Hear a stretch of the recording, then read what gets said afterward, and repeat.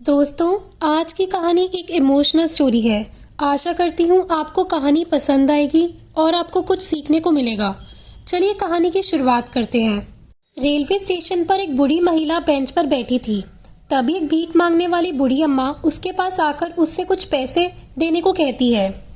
महिला उसको बोलती है, जाओ, अभी मेरे पास कुछ नहीं है।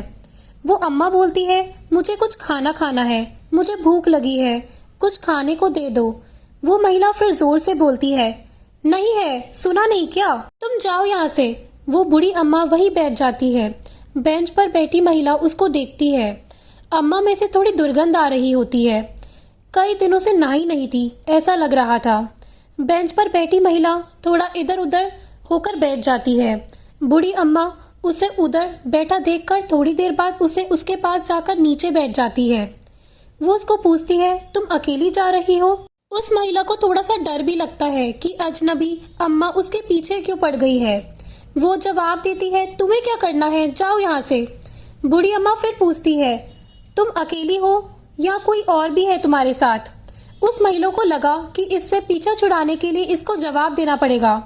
वो बोली, है, मेरा बेटा आ रहा है, स्टेशन पर कुछ काम है, मुझे यहाँ बिठाकर गया है। वो बूढ़ी अम्मा जोर जोर से हंसने लगी। इस महिला को लगा कि ये पागल है। उसने उसकी हंसी पर ज्यादा ध्यान नहीं दिया।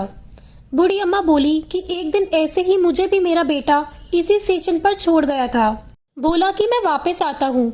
आज उस बात को न जाने कितने साल हो गए, वो वापस नहीं आया। मैं भी इस स्टेशन पर उसका इंतजार कर रही हूँ। उस महिला को अब उस औरत के लिए थोड़ी सहानुभूति आती है।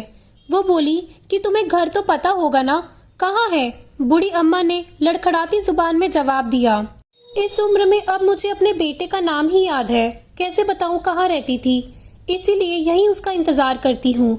जब कोई अकेली मेरी जैसी मुझे बेटी दिखती है तो मैं उसके पास चली जाती हूँ।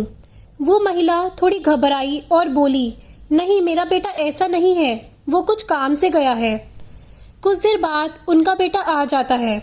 उसे देखकर अम्मा बोलती है, वाह बेटा, तू अच्छा बेटा है, मेरे बेटे जैसा नहीं, भगवान तुझे लंबी उम्र दे। ऐसा बोलकर अम्मा बड़बड़ाते हुए आगे चली जाती है। उस महिला को उनके बारे में सोचकर आंसू आ जाते हैं।